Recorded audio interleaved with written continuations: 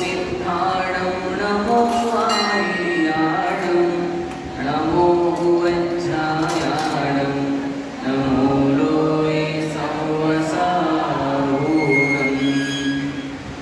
मङ्गलं भगवान् वीरो मङ्गलं गौतमो गणी मङ्गलं कुन्दकुन्दार्यो जैन धर्मोऽस्तु मङ्गलं सर्वमङ्गलमाङ्गल्यं सर्वकल्याणकारकं प्रधानं सर्वधर्माणां जैनं जयतु शासनं जैनं जयतु शासनं जैनं जयतु शासनं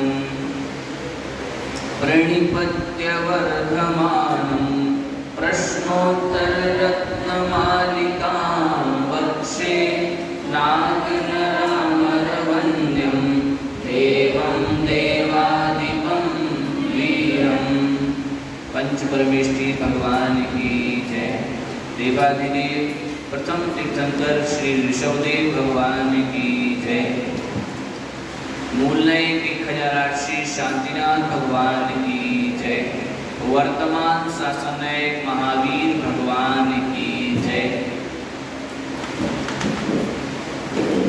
प्रश्नोत्तर रत्नमालिका ग्रंथराज की जय। पूज्यवर राजर्षि अमोघ वर्ष महामुनिराज की जय। संत शिरोमणि आचार्य गुरुवर्षि विद्यासागर जी महामुनिराज की जय। परम पूज्य आचार्य भगवत श्री समय सागर जी महाराज की जय। परम पूज्य निर्यापक श्रवण निपुंगो श्री सुधा सागर जी महाराज की जय।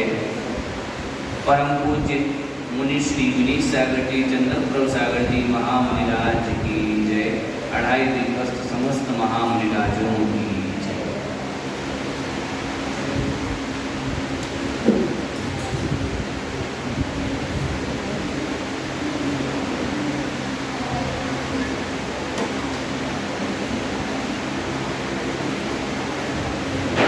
से प्रश्नोत्तर रत्नमालिका की प्रारंभिक 5 छंदों पर विचार किया था।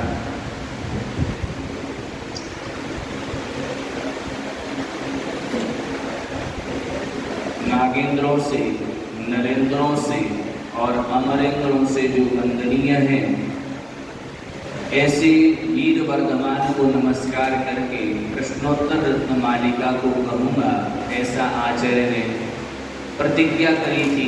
और वीर गुरु को नमस्कार करते हुए कहा था कि जिसने दृष्ट और अदृष्ट पदार्थों में को जानने में जिसकी बुद्धि चतुर हो चुकी है, जिसने अपने कंठ में प्रश्न और उत्तर रूपी रत्नों की मालिका को संजो करके रखा है, ऐसा भला कौन सा व्यक्ति सुशोभित नहीं होगा। अर्थात जिसने इस प्रकार से अपने कंठ में माला को पहने रखा है, वो अवश्य ही सुशोभित होगा। इस संसार में क्या उपादेय है, तो कहा था गुरु के वचन ही परम उपादेय है। और हेय क्या है, तो जो नहीं करने योग्य कार्य है वे सभी हेय हैं। गुरु कौन है, जिसने संपूर्ण तत्वों को जान लिया है और समस्त जीवों के हित करने में ही जो उद्यत हैं, वो ही गुरु हैं। इस विद्वान को शीघ्र ही क्या करना चाहिए, पढ़े लिखे व्यक्ति को, जानकार व्यक्ति को शीघ्र ही क्या करना चाहिए, तो कहा था संसार संतति का नाश करना चाहिए। और मोक्ष रूपी तरु का बीज क्या है, तो कहा था क्रिया सहित जो सम्यक ज्ञान है, चारित्र से सहित जो सम्यक ज्ञान है, वो ही मोक्ष रूपी वृक्ष का बीज है। मार्ग में भोजन क्या है, तो उत्तर दिया था धर्म। इस संसार में सबसे पवित्र वस्तु क्या है, तो कहा था जिसका मानस, जिसका मन, जिसका हृदय पूर्ण रूप से शुद्ध है, वह ही इस संसार में सबसे पवित्र है। पंडित कौन है, तो कहा था जो विवेकी है, क्या करना, कर्तव्य और अकर्तव्य की बुद्धि से जो युक्त है वही इस संसार में पंडित है। और विष क्या है, तो उत्तर दिया था अवधीरिता गुरवा, अर्थात जिसने गुरु का तिरस्कार कर दिया है।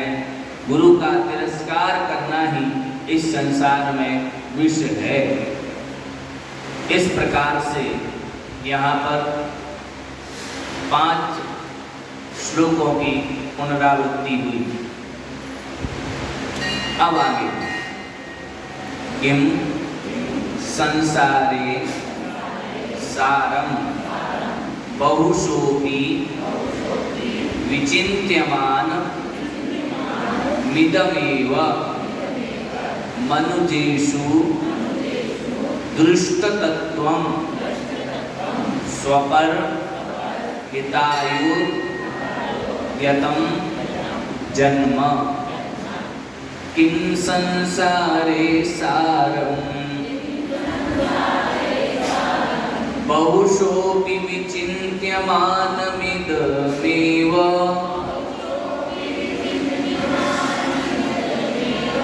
मनुजेषु दृष्टतत्वं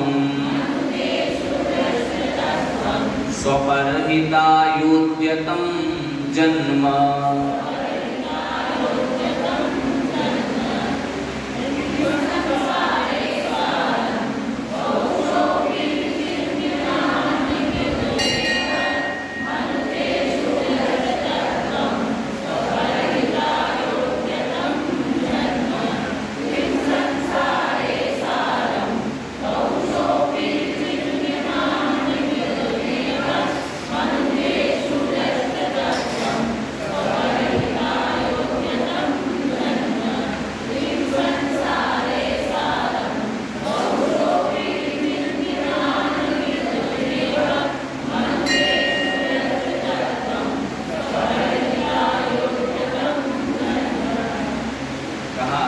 संसार में सारम किम, संसार में सार क्या है? उत्तर दिया बहुशः अपि, बहुत बार। बहुशः अर्थात बहुत बार, सैकड़ों बार, लाखों बार। विचिन्त्यमानम, सोचने पर, लाखों बार, करोड़ों बार, बहुत बार चिंतन करने पर भी इदम एव, इदम अर्थात यह, एव अर्थात ही, यह ही है। बहुत बार चिंतन कर लें, खूब सोच लो, खूब सोच जाने पर भी क्या सार है? सार यह है कि मनुजेषु जन्म, मनुष्य पर्याय में जन्म प्राप्त कर लेने पर दृष्ट तत्वम, एक तो तत्व का दर्शन हो जाए, परम उपादेय वस्तु का दर्शन हो जाए, और तत्वदर्शी होने के साथ साथ स्वपर हिताय उद्यतम, स्व और पर के हित के लिए उद्यत हो जाए।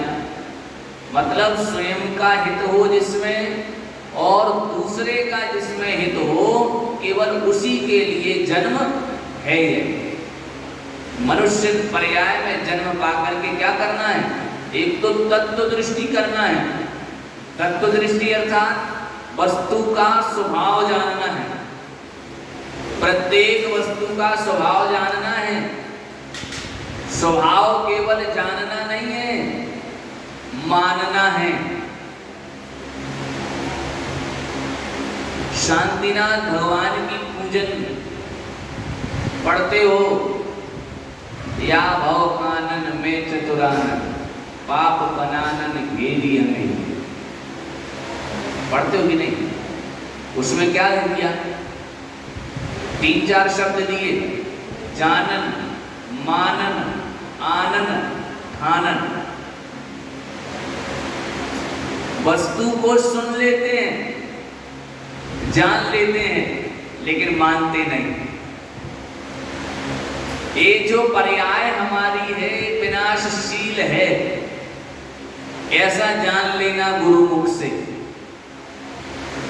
लेकिन जैसे ही पीड़ा हुई तो मम्मी पापा नाना नानी चाचा चाची जितने हैं सब एक साथ आ जाते हैं। जब विनाशशील है तब रोना धोना दुख मनाना कैसा? इसका मतलब है जाना तो है लेकिन माना अभी भी नहीं है।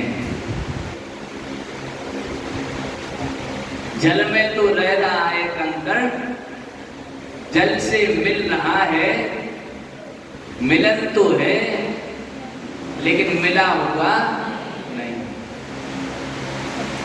हम भी यही काम तो कर रहे हैं, जान तो रहे हैं लेकिन मानने को तैयार नहीं है। और मान भी लेवे तो कहते हैं ठाना नहीं है, मतलब भविष्य के लिए इस प्रकार से ठाना नहीं है कि ऐसा ही है, मैं भविष्य में भी भूलूंगा नहीं, तो ठाना नहीं है। इसलिए वहां पर पूजन में कवि ने इतनी अच्छी बातें डाली कि भैया मानो, जानो भी, मानो भी और ठानो भी। तो इसलिए कह रहे हैं यहाँ पर कि तत्व का दर्शन तत्व के विषय में जानो। प्रत्येक तत्व आप लोग समझने लगते हैं, तत्व मतलब बहुत बड़ी चीज। तत्व बहुत बड़ी चीज है ही नहीं है। तत्व का अर्थ है तस्य भावः तत्वम, जो उस वस्तु का स्वभाव है वो ही तत्व है। जीव का जो स्वभाव है वो ही तत्व है। देखो, एक आपने सुना होगा जीव तत्व और एक सुना होगा आपने जीव द्रव्य। तो कहते हैं कि जब जीव द्रव्य हो गया तो जीव को तत्व में लाने की क्या आवश्यकता थी? तो द्रव्य होता है सामान्य और तत्व होता है विशेष। जीव द्रव्य मैं भी हूं, जीव द्रव्य आप भी हैं, जीव द्रव्य चिंटी भी है, जीव द्रव्य हाथी भी है। जीव द्रव्य जैसा मेरा जीव द्रव्य है ठीक वैसा ही सभी का जीव द्रव्य है। इसका नाम है जीव द्रव्य। ये सामान्य लक्षण होता है। ये जीवन मैं भी जी रहा हूं, जीवन ये भी जी रहा है, तो जीने की दृष्टि से हम भी वैसे ही हैं और जीवन जीने की दृष्टि से भी ये भी वैसे। चेतन गुण मुझ में भी विद्यमान है और चेतन गुण इसमें भी विद्यमान है। तो जब द्रव्य दृष्टि की अपेक्षा बात करेंगे तब उसका जीव द्रव्य और मेरा जीव द्रव्य एक ही है। लेकिन जब जीव तत्व की बात करेंगे तो मेरा जीव तत्व अलग है, आपका जीव तत्व अलग है, सबका जीव तत्व अलग अलग है। किसी के जीव तत्व का अनुभव हम और आप नहीं कर सकते। हमारे जीव तत्व का अनुभव मैं स्वयं कर सकता हूं केवल। आप अपने जीव तत्व का अनुभव स्वयं कर सकते हैं केवल, दूसरा नहीं कर सकता। मतलब स्वयं का जो तत्व है, स्वयं का जो स्वभाव है, वो तो स्वयं ही अनुभव करोगे ना, दूसरा थोड़े ही करेगा। सब जीव अपने अपने स्वभाव का ही अनुभव कर सकते हैं, पर के स्वभाव का अनुभव मैं नहीं कर सकता। तो ये जीव तत्व में अंतर है। जीव तत्व विशेष होता है कि सबका अपना अपना तत्व है, अर्थात सबका अपना अपना स्वभाव है। तो जीव तत्व का जो स्वभाव है, जीव तत्व का जो स्वभाव है, आश्रव तत्व का स्वभाव, बद्ध तत्व का स्वभाव, संवर तत्व का स्वभाव, निर्जरा तत्व का स्वभाव और मोक्ष तत्व का स्वभाव, इस सबका स्वभाव जानना, इसका नाम है तत्वदर्शी। व्यक्ति तब तत्वदर्शी हो जाता है जब अपने अपने स्वभाव को जानने लगता है, और जब स्वभाव को जानने लगता है, वस्तु स्वरूप का उसको ज्ञान हो जाता है, तब वह निरासक्त हो जाता है। और वस्तु स्वरूप का ज्ञान होने के बाद फिर वह शांत बैठ जाता है। इसलिए जितने भी महात्मा लोग हैं कम बोलते हैं। ऐसा कवि लिखते हैं कि महीयांसा प्रकृति मित भाषिणा, कि जो महान लोग होते हैं वो प्रकृति से, उनके स्वभाव से ही वो कम बोलने वाले रहते हैं। अब कम बोलने का कारण क्या होता है? कम बोलने का कारण यह होता है कि उनको यथार्थ पता चल गया, और यथार्थ पता चलने के बाद, वस्तु स्वरूप का ज्ञान हो जाने के बाद फिर व्यक्ति अधिक नहीं बोलता। इसलिए अपन देखते हैं जो जितना बड़ा होता है वो उतना ही कम बोलने में विश्वास करता है, क्योंकि अब उसको ज्ञान हो गया है वस्तु स्वरूप का। इसलिए संसार में सार क्या है? कहा बहुशः अपि, बहुत बार चिंतन कर लेने के बाद, विचिन्त्यमानम, चिंतन कर लेने के बाद क्या सार निकल रहा है कि मनुष्येषु जन्म, यदि मनुष्य पर्याय में जन्म हो चुका है तो एक तो तत्व दृष्टि हो जाए, तत्व को व्यक्ति जान ले, और तत्व को जानने के साथ साथ फिर वह स्वपर हिताय, स्व अर्थात आत्मा का और पर अर्थात दूसरे का जो हित है बस उसी में वह लग जाए। ये ही इस संसार में सार है, इसके अलावा सब बेकार है। इसलिए हम सबको चाहिए कि हम, और तत्व दृष्टि कहाँ से आएगी? तत्व दृष्टि का एक ही साधन है। वो साधन क्या है? स्वाध्याय। केवल स्वाध्याय ही तत्व दृष्टि का साधन है इस पंचम काल में, क्योंकि स्वाध्याय हो जाने से मुझे स्व और पर का ज्ञान हो जाता है। केवल स्व का ज्ञान हो जाने से काम नहीं चलेगा, पर का ज्ञान होना भी आवश्यक है। तो स्व और पर का ज्ञान स्वाध्याय के बलबूते होगा, इसलिए स्वाध्याय में अधिक समय देना चाहिए। जितना अधिक स्वाध्याय होगा उतनी अधिक तत्व दृष्टि जागेगी। हाँ, लेकिन यह बात अवश्य हो कि वह स्वाध्याय भी गुरु से, गुरु के अधीन हो, अन्यथा यत्कृच्छोपलब्धे वाली स्थिति हो जाएगी। हम क्या करेंगे? वस्तु का जैसा स्वरूप हमें समझ में आएगा हम वैसा ग्रहण कर लेंगे। इसलिए समय समय पर उस वस्तु का स्वरूप हमें दूसरे से भी समझने का प्रयास करना चाहिए। लेकिन स्वाध्याय जैसी वस्तु को उत्तम अंग बनाना चाहिए और उसमें अधिकाधिक समय हमें देना चाहिए। ये ही संसार में सार है। फिर आगे कहते हैं मदिरेव मोहजनका कः स्नेहः केच दस्यवो विषया का भववल्ली तृष्णा को वैरी नन्वनु द्योगः मदिरेव मोहजनकः कस्नेह केच दस्यवो विषया का भववल्ली तृष्णा को वैरी नन्वनुद्योगः।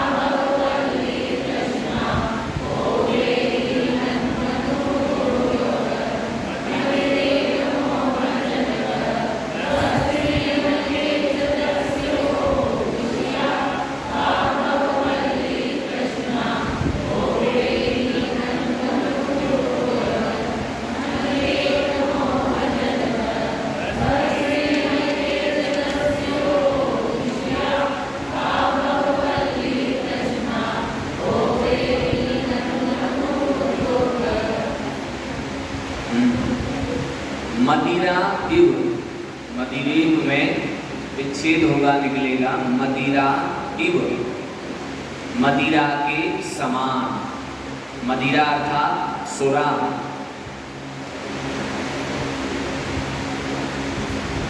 जो मोह को उत्पन्न करे ऐसी शराब, मदिरा अर्थात शराब, शराब के समान, मदिरा के समान। मोह जनका, मोह का जनक, उत्पन्न करने वाला, मोह को उत्पन्न करने वाला।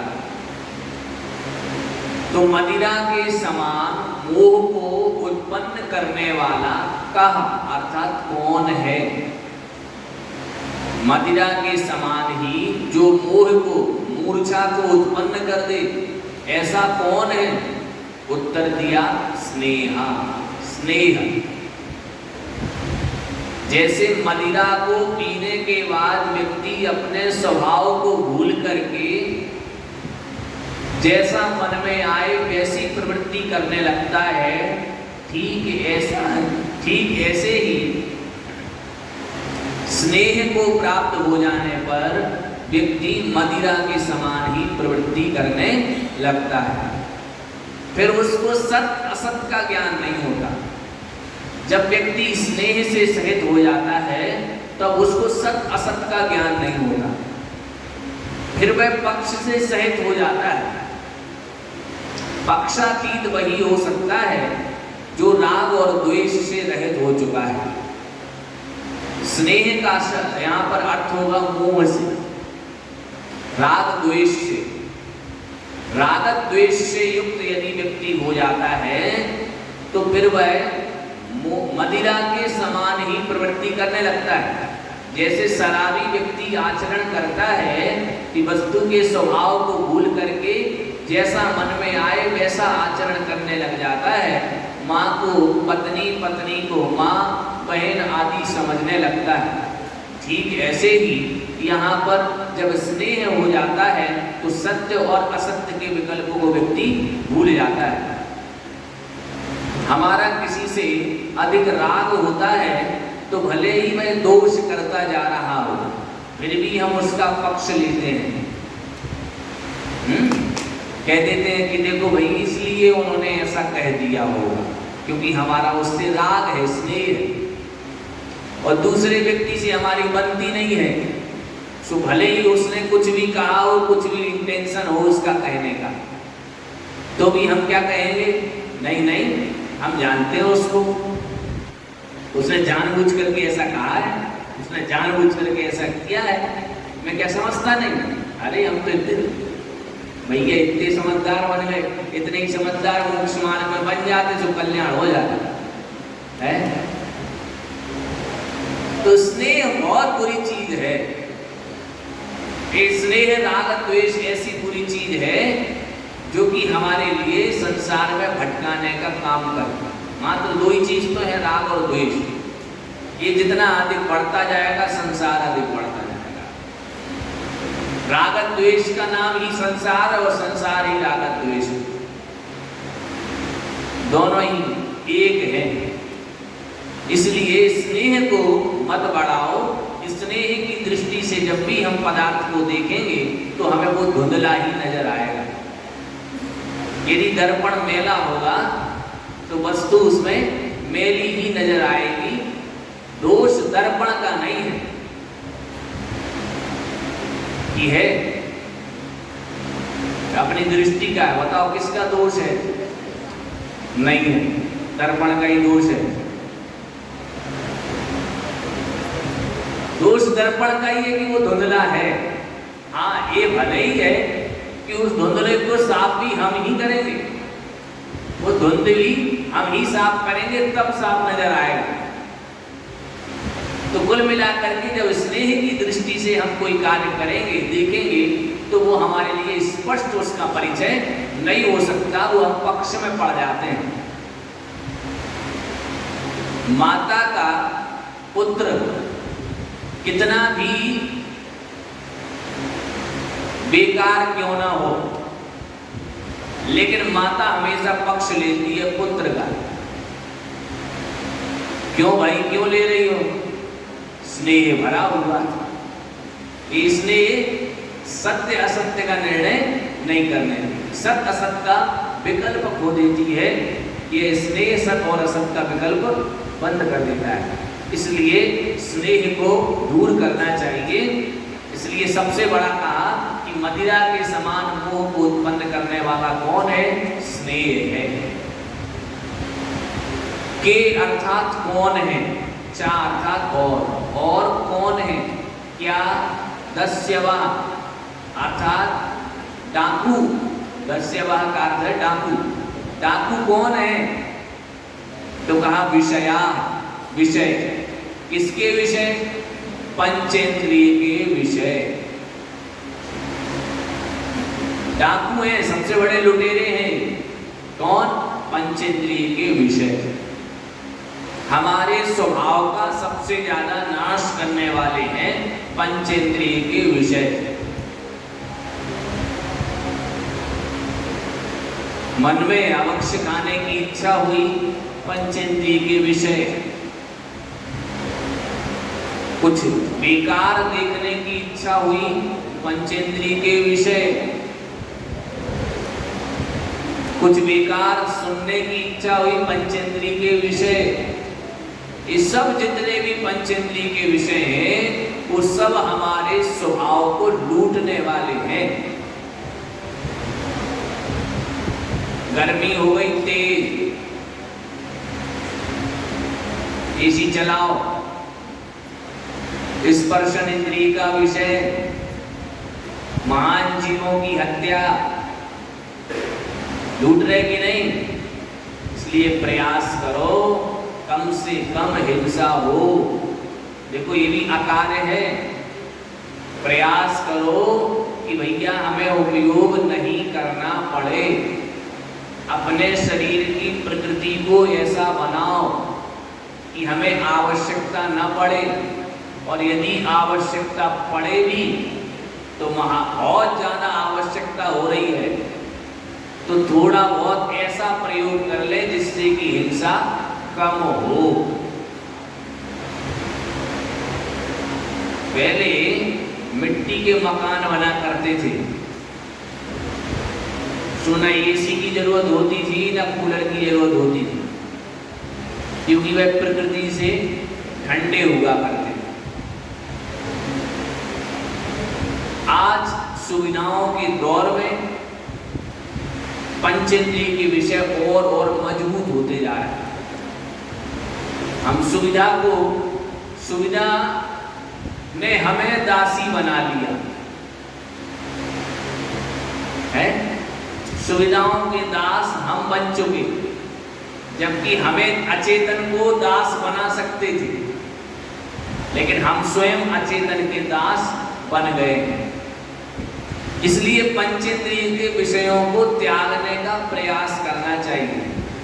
अच्छा बताओ, समाधि कितने लोग लेना चाहते हैं कि मेरा समाधि मरण हो? इतने से ही लोग चाहते हैं कि हमारा समाधि मरण हो है? नहीं, सबको चाहना चाहिए। इस संसार का सबसे बड़ा कोई यदि शुभ अवसर है तो वह है अपनी देह को संलेखना पूर्वक त्यागना। और संलेखना पूर्वक यदि देह को त्यागने का विचार रखते हैं तो नियम से सुगति होगी। और संलेखना पूर्वक यदि आपकी देह नहीं गई तो कुछ भी कह नहीं सकते, लेकिन संलेखना पूर्वक यदि देह जा रही है तो नियम से सुगति होगी।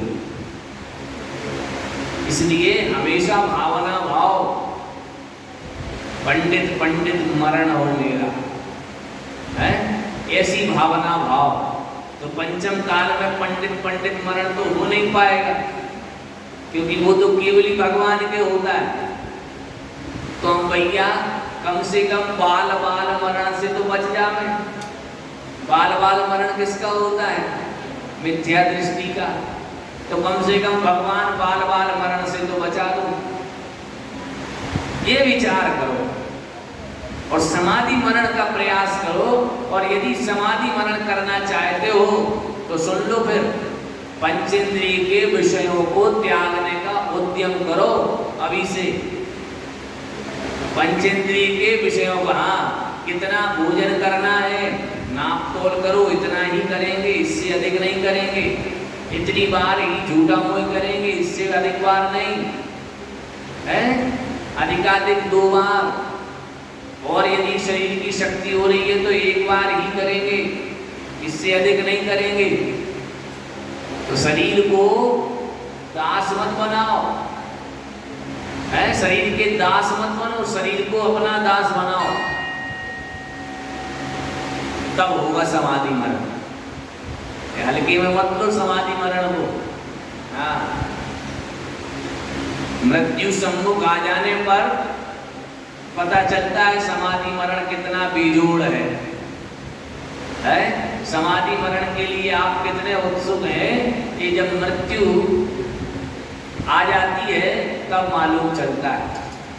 इसलिए भगवान से भावना भाव और पंचेंद्रिय के विषयों को त्यागने का उद्यम करो, तब जाकर के संस्कार गाढ़ा होगा।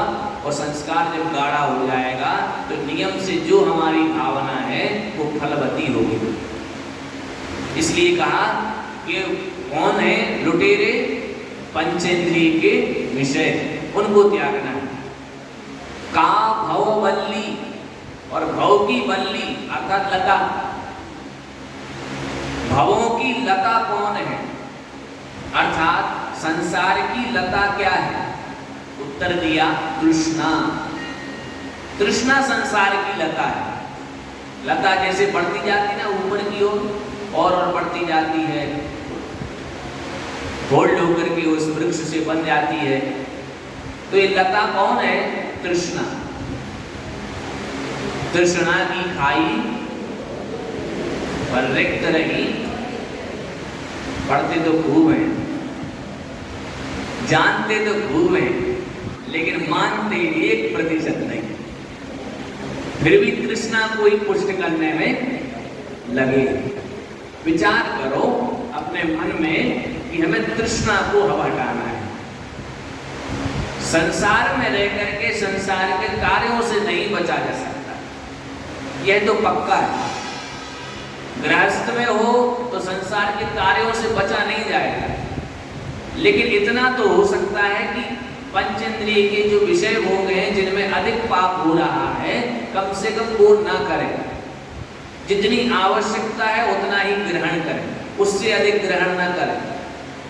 कोई बात नहीं, अच्छा अच्छा पहनने का शौक है, बहुत अच्छी बात है। एक नियम ले लो कि भैया 10 साड़ी रखेंगे, 10 से अधिक नहीं रखेंगे। तो जो पुरानी हो जाएंगी उनको रिजेक्ट कर दो। रिजेक्ट कर दो मतलब रखे नहीं रहो। उनसे मोह छुड़ाना है तो बिल्कुल हटा दो, काम खत्म।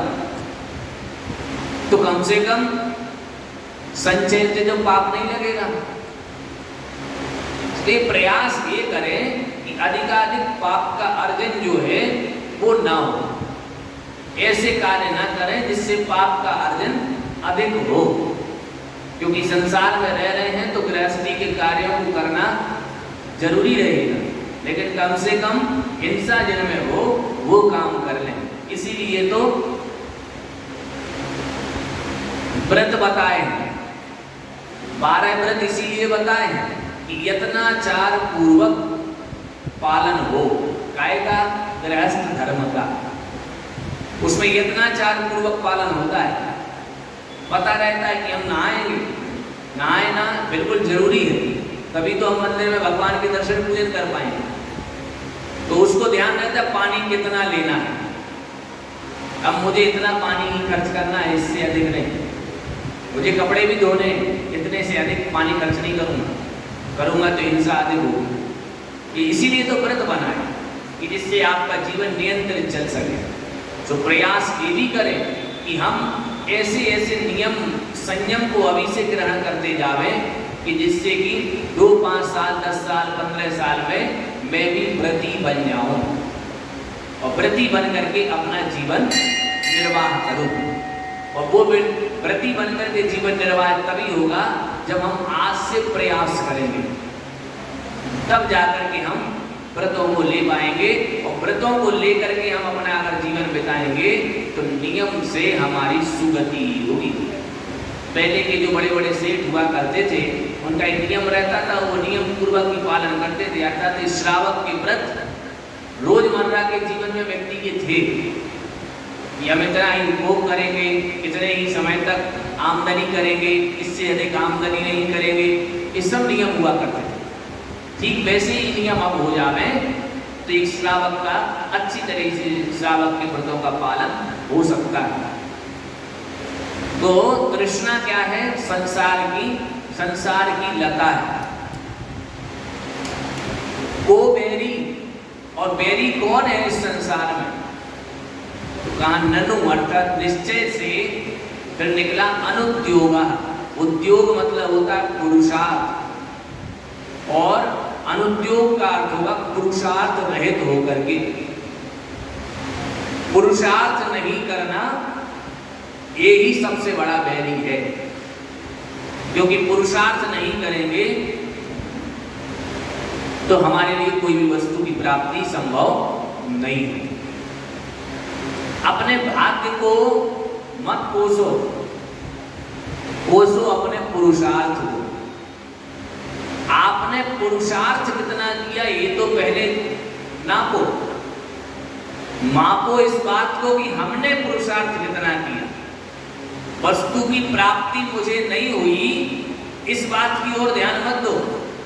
मैंने वस्तु को प्राप्त करने के लिए कितने एफर्ट्स लगाए, हमने कितनी मेहनत की उस वस्तु को प्राप्त करने में, ये बहुत मायने रखता है।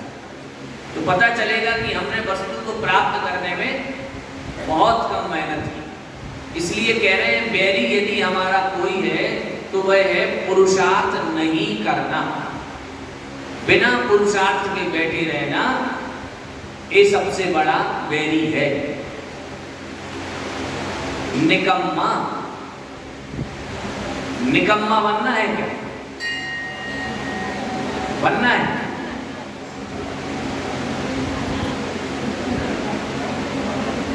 तो निकम्मा बनना है तो कर्म से बनोगे। कर्म करोगे, सुकर्म करोगे तो निकम्मे बन जाओगे। निकम्मा ठोड़ा, वही निकम्मा ही निकम्मा है। निकम्मा मतलब कर्मों से रहित। जो निकम्मे के दो अर्थ हो सकते हैं। सांसारिक कार्यों में निकम्मा का अर्थ होगा जो बिल्कुल काम काज कुछ करता नहीं है, वो निकम्मा है। और वही पारमार्थिक कार्यों में निकम्मे का अर्थ लगाओगे तो लग जाएगा कि जो कर्मों से रहित हो चुके हैं वो निकम्मे हैं, अर्थात सिद्ध भगवान। सिद्ध भगवान सबसे बड़े निकम्मे हैं पारमार्थिक। तो अपन को भी निकम्मा बनना है। तो निकम्मा लेकिन बन पाएंगे जब हम पुरुषार्थ करेंगे, तो बिना पुरुषार्थ के वह भी नहीं बन पाएंगे। सो प्रयास करना है कि हम उस प्रकार का पुरुषार्थ करें। कवि ने कहा है किसी ने कि उद्योगिनम सिंह मुपैति लक्ष्मी दैवेन देयमिति का पुरुषा वदन्ति दैवम निहत्य गुरु पौरुषमात्म शक्त्या यत्नेन सिद्ध्यति पुत्र दोष। कि जो पुरुषार्थ करता है लक्ष्मी की प्राप्ति भी उसे ही होती है। कुछ लोग ऐसा कहते हैं कि भाग्य से सब कुछ प्राप्त होता है। ऐसा जो लोग बोलते हैं वो डरपोक हैं, कायर हैं, जिन्हें कुछ भी नहीं करना होता है अपनी जिंदगी में। वो कहते हैं भाग्य से मिलता है। इसलिए भाग्य को मार करके पौरुष करो, पुरुषार्थ करो, और पुरुषार्थ करने के बाद में यदि वस्तु की प्राप्ति नहीं होवे तो हमारा दोष नहीं है, क्योंकि हमने तो अपना पूरा प्रयास किया। फिर भी यदि वस्तु की प्राप्ति नहीं हुई तो भैया हमारा इसमें कोई दोष नहीं है। इसलिए प्रयास करते रहो, अपना पुरुषार्थ करते रहो। पूर्व में जो मैंने कर्म किए हैं उसका फल तो निश्चित ही उदय में आवेगा, और उदय में आने पर हमारे लिए साता की जो वस्तुएं हैं उनको छुड़ाएगा। ये नियम से चंद्रपुर सागर जी महाराज जब कोटा में विराजमान थे तो चातुर्मास में हम गए थे, तो महाराज श्री को बहुत सर्दी हो रही थी, जुकाम हो रहा था। तो किसी सज्जन ने पूछ लिया उनसे, महाराज ये बताओ, जब आपके साथ ऐसी स्थिति है तो हम लोग के साथ क्या होगा? आप तो इतने उपवास करते हैं, और आप इतने उपवास करते हैं फिर भी आपको वेदना सता रही है। हम वहीं बैठे थे, कहे महाराज जी इतनी वेदना आपको सता रही है इतना उपवास करने के बाद, तो ये धर्म कर्म से फायदा क्या है? महाराज जी कहते हैं सुनो, पूर्व में किया तो उसका फल भोग रहे। पूर्व में हमने ये सब किया होगा, सो वेदना का अनुभव हो रहा है। अब आगे हमें वेदना नहीं हो, इसलिए हम ये कर रहे हैं। तो कम से कम आगे हमारे लिए अच्छा मिले, तो उसके लिए हमें धर्म करते रहना चाहिए। कि पूर्व में जो किया है उसको तो हम पलट नहीं सकते, हाँ उसका भी पलटन हो सकता है। पलटन कैसा होगा? हंसी हंसी में बदल जाएगी। कर्म का उदय तो आएगा, लेकिन द्रव्य क्षेत्र काल भाववादी अनुकूल नहीं मिलेगा, तो बेचारा पछताएगा उदय में आकर के। अब मान लो बहुत तेज गर्मी लगने का किसी का उदय आ गया, बहुत तेज उष्णता का अनुभव उसे होने वाला है, और वह द्रव्य से अब मुनि महाराज बन गया, वही जीव मुनि महाराज बन गया। अब क्या होगा? क्या वह एसी को चलाएगा, कूलर को चलाएगा? नहीं चलाएगा। मतलब कर्म का उदय आया, कर्म ने अपना उदय समझ करके कि मुझे लाभ होगा, कुछ दो चार कर्मों का बंध में द्वारा करके जाऊंगा, लेकिन द्रव्य क्षेत्र काल का ऐसा प्रभाव था कि कर्म आया और बस समता पूर्वक परिणामों से फल दे करके वह तो निकल गया। तो स्वयं के हाथ में भी फल देना है। कुल मिलाकर के पुरुषार्थ हमारा होना चाहिए। यदि पुरुषार्थ नहीं होगा तो वह सबसे बड़ा इस संसार में बैरी है। तो 4 प्रश्नों का समाधान इसमें हुआ कि मोह के समान, मोह को उत्पन्न करने वाला मदिरा के समान कौन है? स्नेह। लुटेरे कौन है? पंचेंद्रिय के विषय। तृष्णा कौन है? संसार की लता ही तृष्णा है, अथवा संसार की लता तृष्णा हुई। और बैरी कौन है? उत्तर दिया था पुरुषार्थ से रहित होना ही सबसे बड़ा बैरी है, दुश्मन है। कस्मात् भयमिह मरणात् अंधादपि को विशिष्यते रागी कः शूरो यो ललना लोचन बाणैर न च व्यथितः। कस्मात् भयमिह मरणात् दन्धादपि को विशिष्यते रागी कः शूरो यो ललना लोचन बाणैर्न च व्यथितः।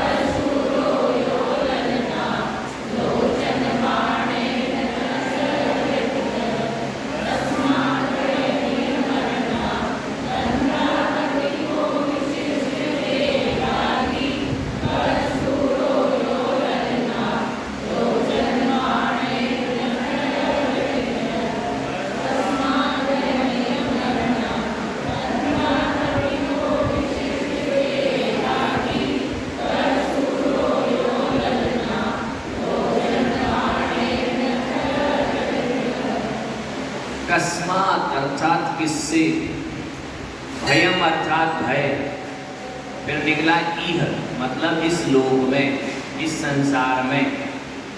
इस संसार में कस्मात किससे भयम भय है, इस संसार में भय किससे है? उत्तर दिया मरणात्, मरण से। इस संसार में प्राणी को मरण से भय लगता है। मरना कौन चाहता है बताओ? कोई नहीं। अब कोई कहे कि नहीं हमें तो कोई आपत्ति नहीं है मरना, अभी आ जाने तो सामने शेर को यहां खड़ा कर लो,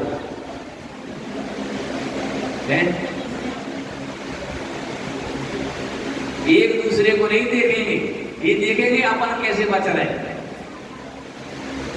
फलाने को बचाने का नहीं सोचेंगे, सोचेंगे अपनी जान बचाओ, नहीं तो हम इसके मुख में होंगे, धीरे धीरे पेट में पहुंच जाएंगे, पता भी नहीं चलेगा। सुमरण का भय कहा कि इस संसार में भय किससे है?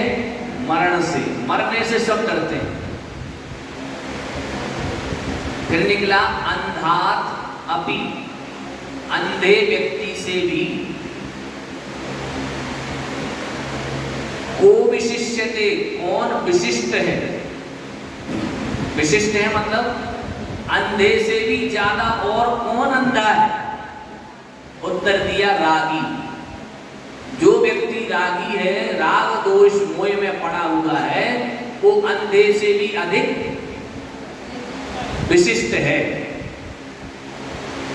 हाँ, विशिष्ट इसलिए कहा है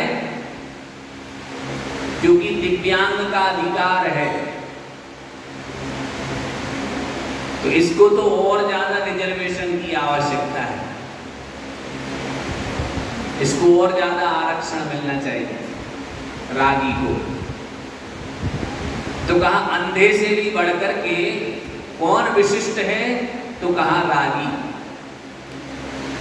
कहा शूरो, शूर कौन है? वीर कौन है?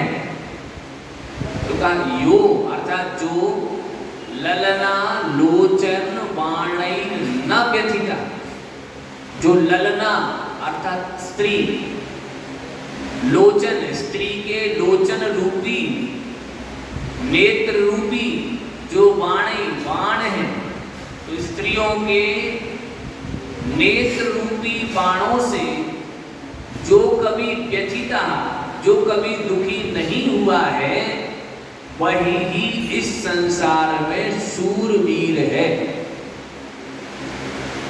तो 3 प्रश्नों का समाधान किया कि इस संसार में भय किससे है? मरण से। अंधे से भी ज्यादा कौन विशिष्ट है? रागी व्यक्ति। शूरवीर व्यक्ति कौन है? तो स्त्री के नेत्र रूपी बाणों से जो कभी व्यथित अर्थात कष्ट जिसको नहीं पहुंचा हो, ऐसा व्यक्ति इस संसार में शूरवीर है। इस प्रकार से 3 प्रश्नों का समाधान हुआ। फिर आगे कहते हैं पातुम कर्णांजलिभिः किम अमृतमिव बुध्यते सदुपदेशः किम गुरुताया मूलम यदि तत् प्रार्थनं नाम पातुं कर्णांजलिभिः किम अमृतमिव बुध्यते सदुपदेशः किं गुरुताया मूलम् यदि तत् प्रार्थनं नाम।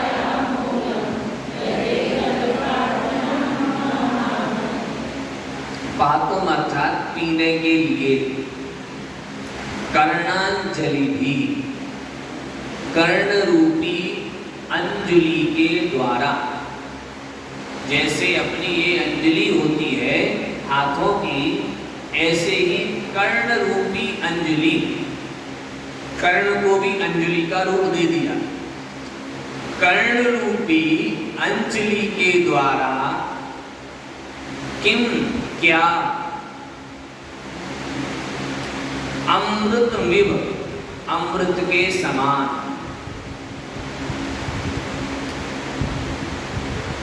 बुध्यते जाना जाता है। उत्तर दिया सदुपदेशा, सदुपदेश अर्थात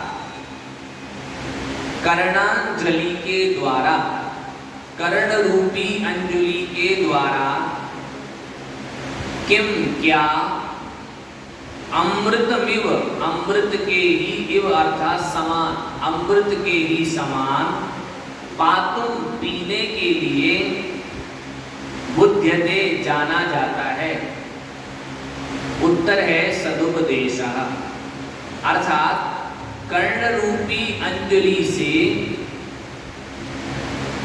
पीने के लिए अमृत के समान किसे कहा गया है?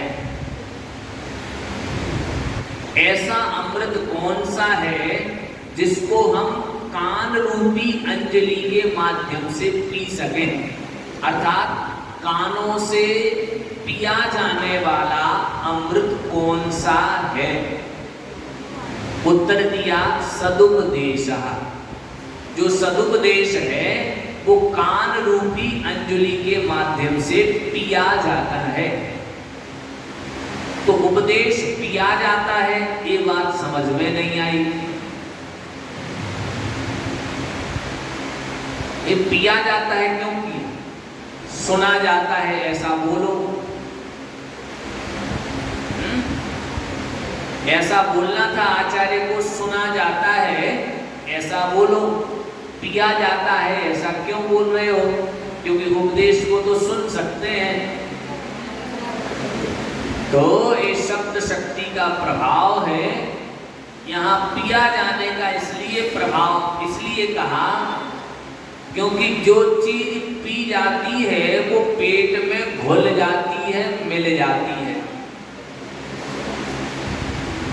तो इस तरीके, और दूसरी बात अमृत का कथन हुआ है, तो अमृत कभी सुना तो नहीं जाएगा, अमृत तो पिया ही जाएगा। इसलिए यहाँ आचार्य ने इस शैली का प्रयोग किया है कि इस प्रकार से उस अमृत का पान हो जावे कि वह पेट में घुल मिल जावे। अर्थात सदुपदेश केवल यहाँ से यहाँ पास ना हो जाए, अपितु यहाँ से पी करके और पेट में पहुंच जावे, जिससे कि वो सदुपदेश काम का साबित हो। नहीं तो निष्काम ही यहाँ से सुनेंगे, यहाँ से निकाल दिया जाएगा। इसलिए उन्होंने कहा सुनो नहीं पियो, जिससे कि तुम काम के बन जाओ। तो कहा कर्ण रूपी अंजलि के द्वारा अमृत के समान किसका पान किया जाता है? सदुपदेश का, गुरु के वचनों का, अच्छे उपदेश का।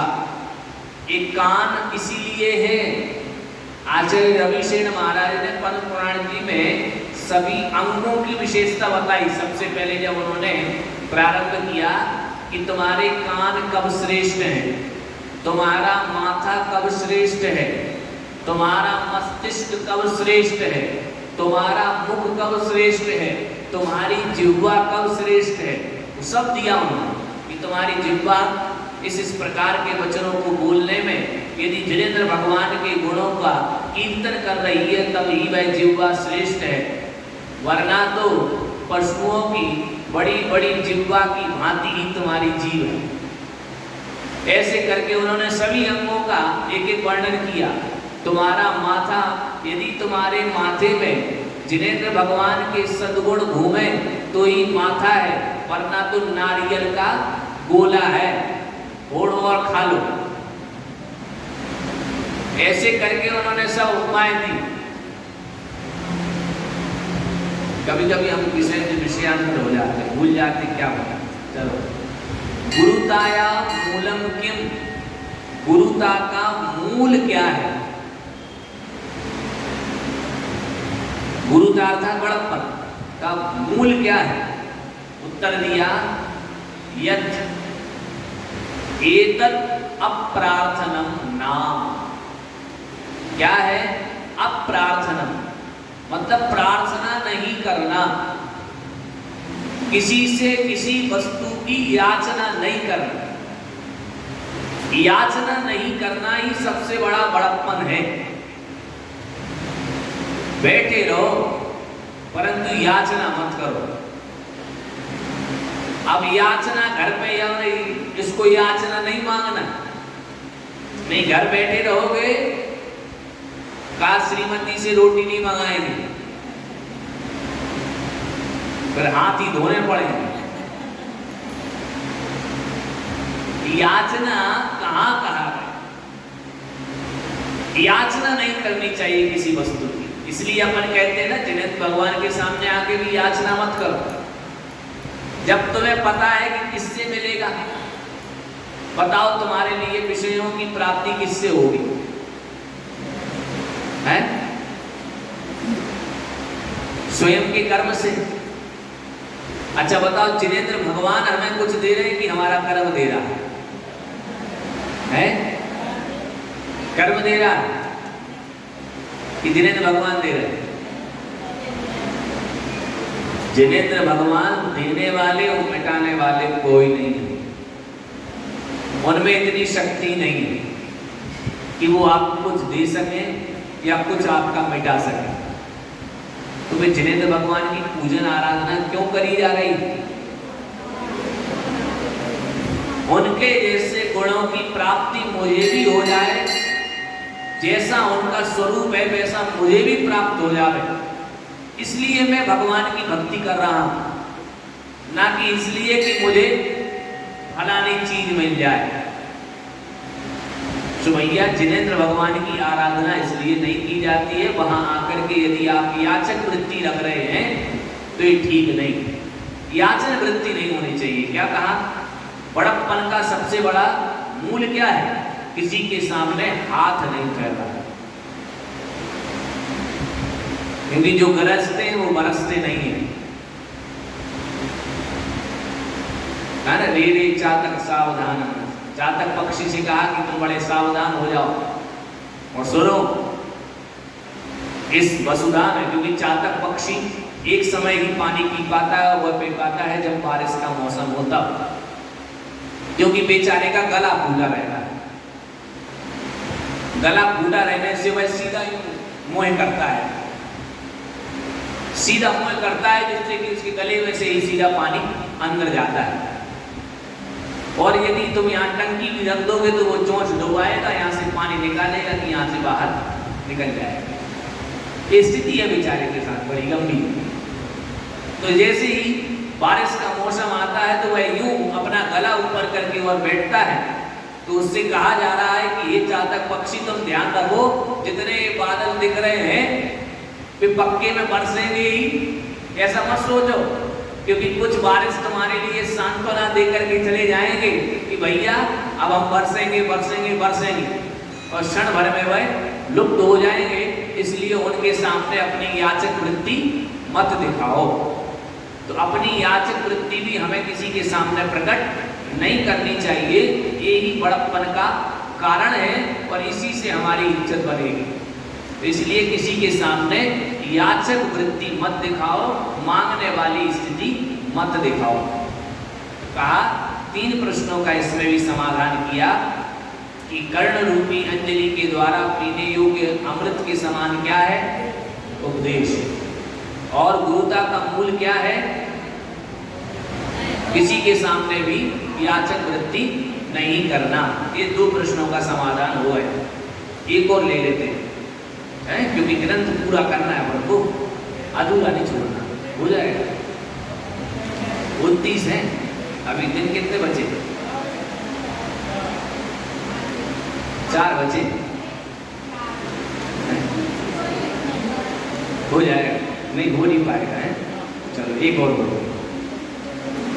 किम गहनम स्त्री चरितम कश्चतुरो यो न खंडितस तेन किम दारिद्र्यम असंतोष एव किम लाघवम यांचा किंगहनम स्त्री चरितम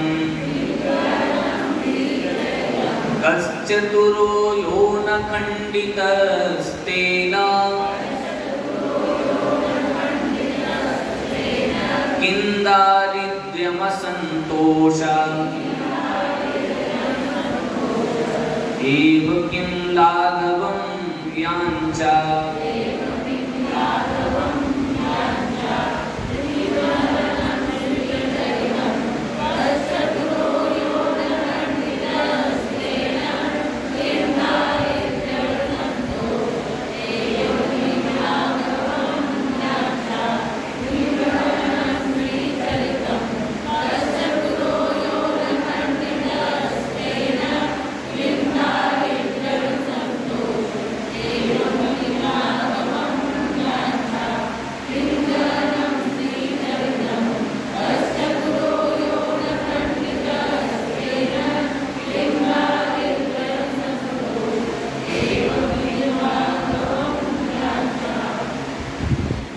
पढ़ने में मात्रा थोड़ी सी गड़बड़ है, इसको यहाँ तक ही पढ़े।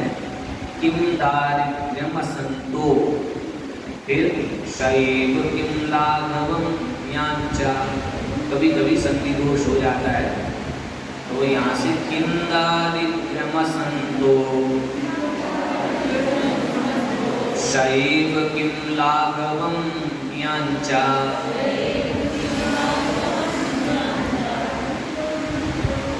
ठीक बैठा। किम गहनम, क्या गहन है अर्थात आभूषण है, अथवा किम गहनम ज्ञातुम कठिनम, जानने में कठिन। जानने में कठिन क्या है? स्त्री चरितम, स्त्रियों का जो चरित्र है वह जानने में बड़ा कठिन है। इसलिए किसी कवि ने कहा है, स्त्रीणां चरित्रम पुरुषस्य भाग्यम देवो न जानाति कुतो मनुष्य। स्त्रियों का चरित्र और पुरुषों का भाग्य देव भी नहीं जानते हैं, तो मनुष्य की बात तो साधारण है। तो किं गहनम स्त्री चरितम, स्त्रियों का जो चरित्र है वो बड़ा जानने में गहन है, जटिल है। अच्छा, ये स्त्रियों की बुराई नहीं है, ये स्त्रियों की स्वाभाविक समस्या है। अब स्वाभाविक समस्या क्या? स्त्री पर्याय में मायाचारी स्वभाव से होती है, पुरुषों में मान कषाय स्वभाव से होती है, स्त्रियों में माया कषाय स्वभाव से होती है।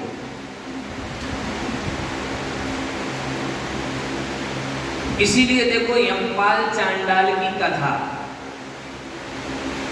यमपाल चांडाल को जब यमपाल चांडाल ने कह दिया अपनी स्त्री से कि इस विषय का परिचय नहीं देना कि मैं यहां हूं, तो उसने भी चांडाल यहां नहीं है का ही परिचय दिया, लेकिन एक परिचय साथ में भी दे दिया, जिस परिचय का ज्ञान यमपाल को भी नहीं हो पाया। यमपाल भी उससे ना खबर रहा, उसको यही रहा कि जो मैंने कहा था ठीक वैसा ही वर्णन किया गया।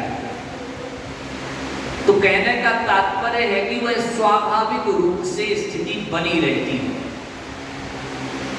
रोजमर्रा के काम में भी अगर कोई पूछ लेवे कुछ चीज तो यहाँ की वहां ही बता दी जाती है।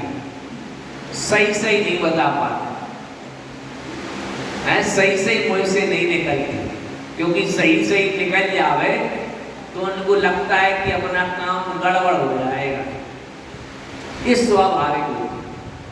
तो क्या करना चाहिए?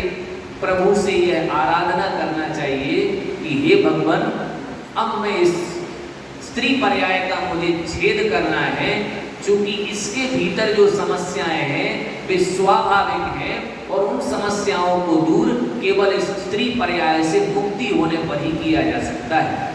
इसलिए अपनी धर्म और आराधना करते समय इस बात का विचार करना है कि मैं भी पुरुष पर्याय को प्राप्त करूं और मैं भी पंच महापुरुष का अंगीकार करते हुए अपने जीवन को धन्य करूं, ऐसी प्रतिदिन भावना करनी चाहिए। कहा चतुरा, और चतुर कौन है? तो यो न खंडितस्तेन, यो अर्थात जो न खंडिता, खंडित नहीं हुआ है, किसके द्वारा? तेन, उसके द्वारा, उसके किसके द्वारा? स्त्री जनेन, उस स्त्री जन के द्वारा जिसको खंडित नहीं किया गया है वो चतुर है, बुद्धिमान है। जिसको उसने नहीं ठग पाया वह बड़ा बुद्धिमान है। तो जानने में जटिल स्त्री का चरित्र है, और चतुर कौन है? जो कि उस स्त्री जन के द्वारा न खंडिता, खंडित नहीं हुआ है, जिसने उस स्त्री जन ने जिसको नहीं ठगा है वह व्यक्ति चतुर है, वह जीव चतुर है, बुद्धिमान है। किम दारिद्र्यम, दारिद्र्य क्या है? गरीबी क्या है? उत्तर है असंतोष। असंतोष सबसे बड़ा दारिद्र्य है। गरीब कौन है? जिसके पास कम है वो गरीब नहीं है। जो अधिक पाने की लालसा रखता है, यस्य तृष्णा विशाला, जिसकी तृष्णा विशाल है, जो और पाने की भावना रख रहा है, वो बड़ा दरिद्र है, क्योंकि उसको संतोष नहीं है। जितना प्राप्त है उसमें संतोष नहीं है, इसलिए दरिद्रता है। और अंतिम प्रश्न कहते हैं किम लाघवम, लाघव क्या है? लघुता क्या है? उत्तर दे रहे हैं यांचा, अर्थात याचना, मांगना। मांगना सबसे बड़ा लाघव है, लघुता है। मांगना नहीं चाहिए, जो मिले उसको ग्रहण करना चाहिए, लेकिन किसी के सामने हाथ नहीं फैलाना चाहिए। कहते ना, बिना मांगे मांगे मिले ना ही। तो भैया बिना मांगे ही सब कुछ मिलेगा, मांगने पर कुछ नहीं मिलेगा। मांगोगे तो तुम्हारी लघुता, दीनता प्रकट होगी। इसलिए भगवान के सामने भी लघुता मत दिखाओ। हमें ये हो जाए, हमारे कोई काम सिद्ध हो जाए, नहीं, हमें कोई काम सिद्ध नहीं करवाने। हम तो केवल अपना कर्तव्य निभाने आए हैं। काम तो हम स्वयं सिद्ध कर लेंगे, क्योंकि हमारे पास पुरुषार्थ है। पुरुषार्थ करेंगे तो सारे काम सिद्ध हो जाएंगे। इसलिए गहन क्या है, जटिल क्या है? स्त्री चरित्र। चतुर कौन है? जिसके द्वारा, उस स्त्री के द्वारा जिसको खंडित नहीं किया वह चतुर है। दारिद्र्य क्या है? असंतोष। और लघुता क्या है? याचना। याचना सबसे बड़ी दरिद्रता है। इस प्रकार से 10 हो गए, अब 5 और होंगे तो लगभग पूर्ण हो जाएगा।